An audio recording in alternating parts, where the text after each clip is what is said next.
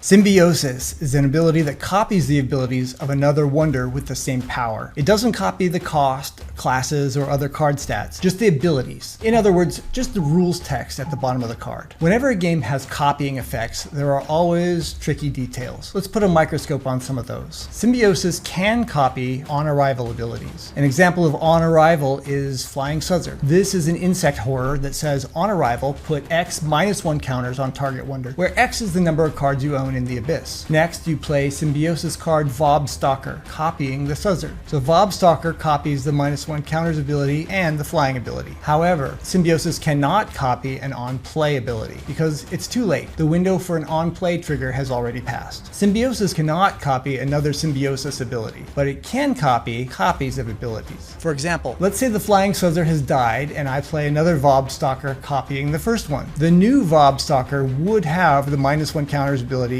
and flying, but it wouldn't grab the Symbiosis text off the first Stalker. Any abilities that are copied are locked in when the Symbiosis card arrives. So modifying the copied card later on won't change the copy, and copied abilities are lost when the Symbiosis card leaves the world. So abilities won't be there in the Abyss or in Banishment. One more detail is that Symbiosis has to lock in when the card arrives in the world. So if a Symbiosis card is copying something and then it's nullified and then unnullified, it still won't be copying anything. Symbiosis is meant to be an ability of wonders, but one land card breaks that rule. Ethereal Grove can copy the abilities of any land card. This makes it one of the most useful lands in the entire game. And I have to mention the fearsome Fungorian who lives there, plant terror of Ethereal Grove. This thing is incredibly powerful in a skilled player's hands. It lets you not only ignore the power matching requirement, it lets you copy 2 wonders and combine their abilities. It's a super fun card to play with, but it's a high value legendary mythic, so a lot of them will end up slabbed and graded. It's one of my absolute favorites.